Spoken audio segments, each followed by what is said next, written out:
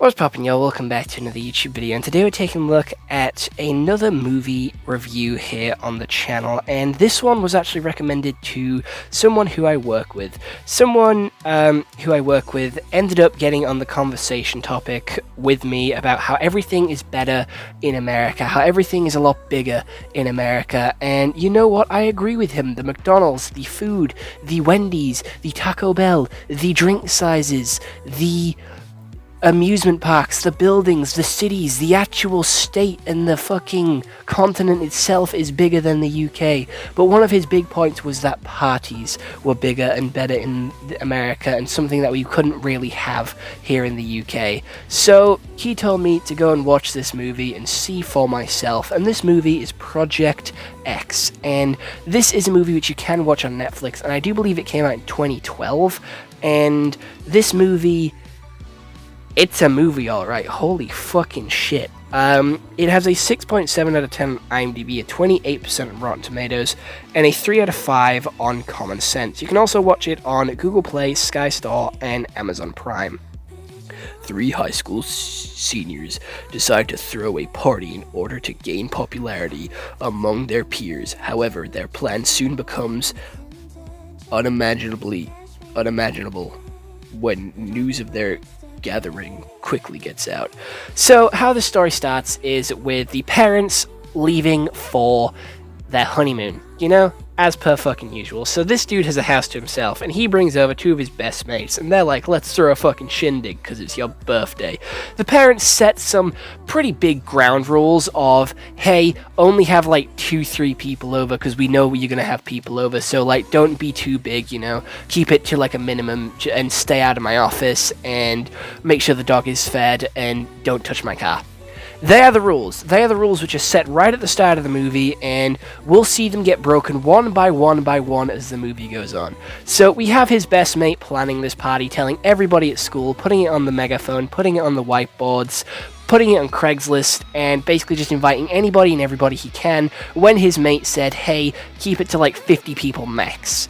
And guess what? It's more than 50 people max, because every person that they see, this guy invites. So he goes to talk to his third friend at like a sports game, and she kind of likes him, and you can kind of tell, and he kind of likes her, and you can kind of tell, and she comes around a little bit early for the party, and then they, you know, go and get a gnome. They steal a gnome, get some weed and some popper pills, and they get a lot of alcohol as well, get a lot of cups, and yeah, then people start showing up and it gets wild. He tries to keep it to the back garden, he gets security, the neighbors come and argue with him, they then crash the car into the pool, they get inflatables, the girls take their tops off at the pool because it's nude pool only for girls, and for whatever reason they're following that fucking rule. Odd to me, but you know what, sure, go for it, and you do you, boo, but sure. And then we continue going, and the party just gets more and more out of control, with more and more people showing up, until it turns into a riot on the streets. The bounce house gets popped, they jump off the roof, the dog gets tied to balloons and flies away, they break into the office, they break everything in the house, and you know what? A guy comes with a flamethrower, sets fire to everything, a minibus arrives, people are rioting, fighting the police in the city, someone steals a fucking horse, and it turns into a fucking massive party. It's all over the news, he's grounded for like forever, and they all get like criminal charges for disorderly conduct, disturbing the peace, alcohol to minors, and yeah, that's the end of the movie. Gonna be honest, holy fucking shit, that movie was wild. Personally, I did not like the way they filmed it, because it was all filmed like there was a guy there. It was all filmed from one guy's perspective, videoing the whole thing, making a documentary about his birthday. So it was kind of documentary style, with people getting sort of close-up shots of their face looking confused. It kind of looked like a group of kids were making a YouTube video back in the day.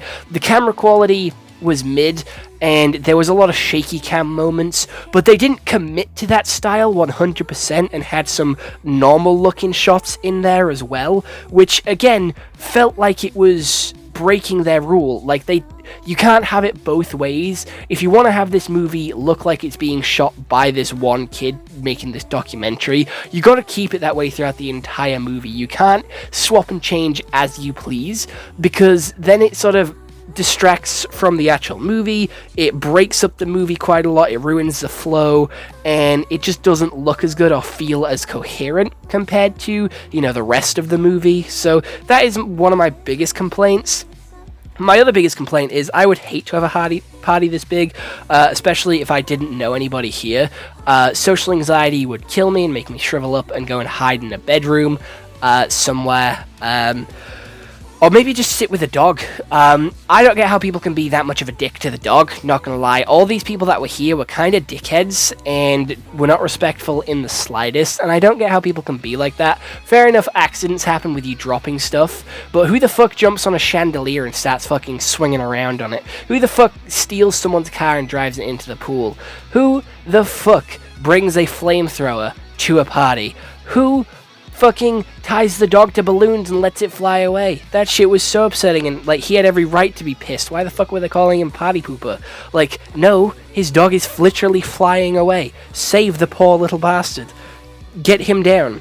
Jumping off the roof did look quite fun though, not gonna lie. Jumping into the pool looked quite fun. Some of the moments in this movie looked quite fun, and if this wasn't my house, I would have probably enjoyed the start of it until it started getting out of hand, and then I would have probably slipped off and gone home, because this got way out of hand way too quickly, not gonna lie. The security that they hired was shit. It was literally two random kids, so I don't think security would have been that good anyway, and one of them also broke into someone else's house to keep an eye on them. But yeah, this movie was all sorts of crazy. Apparently it was based on a real story. I don't know how much of it was accurate or how much of it was real, but I don't remember hearing about this online. However, when I was having this conversation with my work friends, they were all being like, oh yeah, I remember this story, I remember it being online, I didn't know they made a movie out of it. And I'm like, am I just young? What the fuck is this? How have you all heard of it and I haven't? And it came out in 2012, so I'm going to imagine this story happened in 2010, 2011, and I'm going to be honest, I didn't watch the news back then. I was fucking 9, 10, I was 8, 7 around that time. So, not my forte, not my area of concern. I was busy watching Stampy Longnose and iBallistic Squid on my iPod, watching them play Minecraft, listening to a little bit of Gangnam Style. So yeah, this was definitely not on my radar. But the movie, the acting was pretty cool. It was convincing. It had a love story, and a generic love story at that, with oh, he got the girl, oh, he slept with another girl at this party, and his girl of his dreams forgave him because he said sorry, and he knew he was in the wrong and he wouldn't do it again. That basic sort of level story where it's oh, this nerd, this loser, he doesn't see the true love that's right in front of him. All he has to do is open his eyes, and all it takes is her getting mad and pissed off for him to see that. And it's just the generic sort of love story for every coming-of-age story, so I wasn't too interested in it. And it was just a load of random shit that did happen in this party. There was a load of cool effects, don't get me wrong, with literally them burning everything down, with the runaway riot at the end. I don't know how they found their dog. I'm gonna be realistic. I don't know how they found their dog. Their dog ran away at the end of the movie. I'm not sure if I mentioned that before or not, but their dog ran away, and literally the next scene they found it. They didn't run in the same direction as the dog. I have no fucking clue how they got a hold of that dog, where they found it, because once that dog was gone, that dog was booking it. That dog was fucking zooming. Ain't no way they were getting that little bastard back, especially amongst all the chaos that they caused down their street. But, yeah, it was a movie. Did I enjoy it?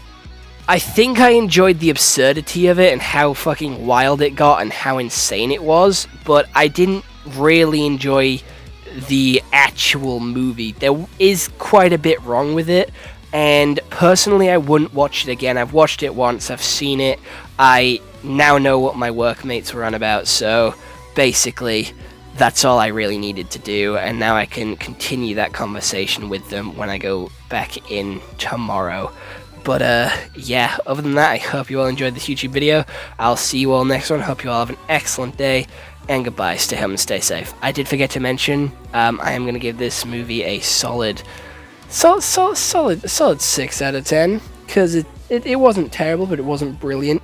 And YouTube is a little birdie, a little rat, and they told me that 95% of you are recurring viewers. You keep coming back to watch more, but you're not subscribed, and that does make me upset. That does make me cry myself to sleep at night. So if you want to make that number a little bit smaller, you want to help me get a better night's sleep, definitely hit that big red subscribe button down below. I can guarantee you that it is free. And you can always change your mind later if you do decide you don't like my content, don't like me, or my content style has changed to something that you're not interested in. And you know what? You've made it to the end of the video, so you obviously like my content. So go ahead and hit that subscribe button, and I'll see you all in the next one. What I cannot guarantee, though, is your phone, tablet, TV, iPod, laptop, computer, PC, whatever you're watching this video on, won't explode when you push a big red button, because normally, statistically, that's what happens when you push big red buttons, so I cannot take responsibility for that. And apparently every time I say like the video or subscribe, down below, the buttons should glow, light up, and do a little explosion or a little wiggle. I'm not too sure, so let me know down in the comments below if that is true or not, for those of you that are watching on mobile and PC, because I don't think that actually works on TV, or TV or iPod. I don't think it works on the iPod, I'm going to be honest. The iPod is quite an old product, so not too sure about that one. But yeah, that's all I really have to say. So I'm going to love you and leave you. Come back tomorrow for another review of